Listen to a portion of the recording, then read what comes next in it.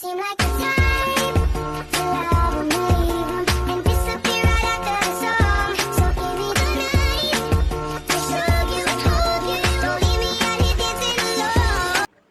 Assalamualaikum warahmatullahi wabarakatuh. Perkenalkan, saya atas nama Siti Hadijah dengan NIM 2304040073 dari Prodi Akuntansi Syariah kelas D semester 5. Nah, di video kali ini saya akan membahas tentang laporan auditor independen. Sebelum kita bahas lebih dalam, di sini saya akan membahas 3 poin saja. Yuk kita simak videonya. Untuk poin yang pertama, yaitu laporan auditor independen.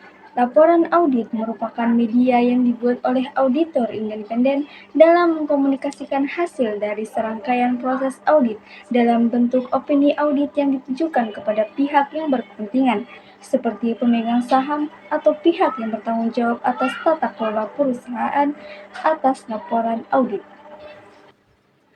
Selanjutnya untuk poin yang kedua, yaitu pendapat atau opini auditor independen. Menurut PSA nomor 29 seksi 508, laporan auditor harus menyertakan pernyataan pendapat yang didasarkan pada audit sesuai standar. Jika auditor tidak bisa memberikan pendapat secara keseluruhan, mereka wajib menjelaskan alasannya. Tujuan utama laporan ini adalah mencegah kesalahpahaman tentang tanggung jawab auditor saat namanya dikaitkan dengan laporan keuangan. Laporan harus secara jelas menunjukkan sifat pekerjaan audit yang dilakukan dan tingkat tanggung jawab yang diemban auditor. Adapun jenis-jenis pendapat auditor sebagai berikut. Yang pertama, pendapat wajar tanpa pengecualian. Pendapat wajar tanpa pengecualian adalah opini terbaik yang bisa diberikan oleh seorang auditor. Opini ini dikeluarkan saat auditor telah melakukan audit sesuai standar auditing yang berlaku dan mengumpulkan bukti yang cukup untuk menyimpulkan bahwa laporan keuangan perusahaan telah disajikan secara wajar dan tidak ada kesalahan material.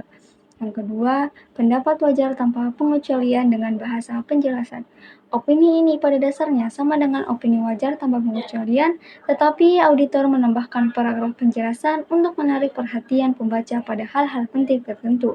Yang perlu diketahui, ini terjadi jika ada situasi khusus, misalnya ketika bagian dari audit dilakukan oleh auditor lain, ada perubahan signifikan dalam metode akuntansi perusahaan, ada keraguan terhadap kelangsungan hidup perusahaan, tetapi manajemen sudah punya rencana yang memadai. Yang ketiga, pendapat wajar dengan pengecualian.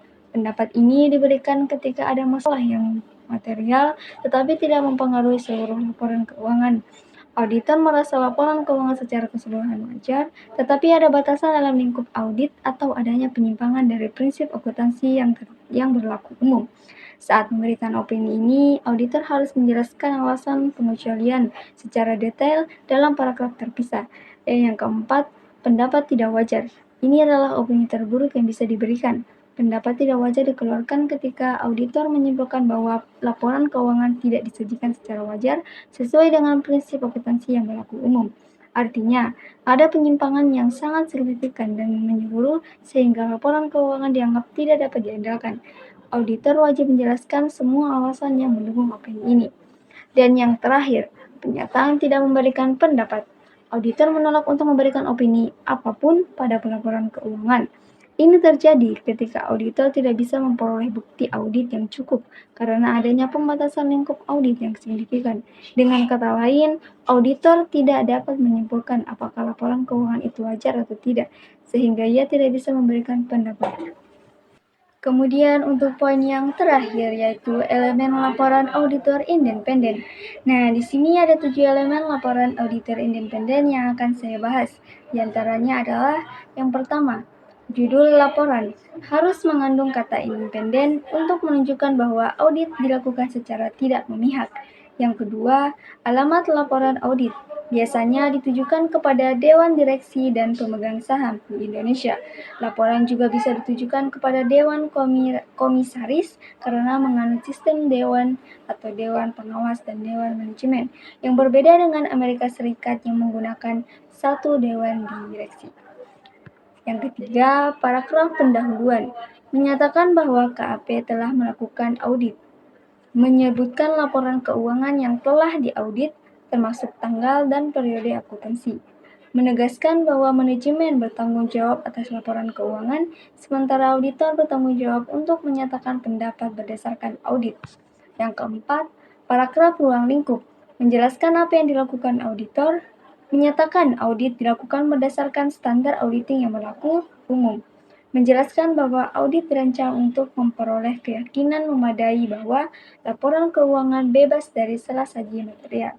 Yang kelima, paragraf pendapat menyatakan kesimpulan auditor berdasarkan hasil audit. Pendapat ini tidak bersifat mutlak atau jaminan, melainkan hanya suatu pendapat profesional. Frasa, menurut pendapat kami, digunakan untuk menunjukkan adanya risiko informasi. Yang keenam, nama KAP mengidentifikasikan kantor akuntan publik yang bertanggung jawab atas audit.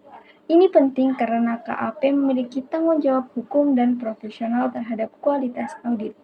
Dan yang ketujuh, tanggal laporan audit menunjukkan tanggal terakhir auditor bertanggung jawab untuk meninjau peristiwa penting yang terjadi setelah tanggal laporan keuangan.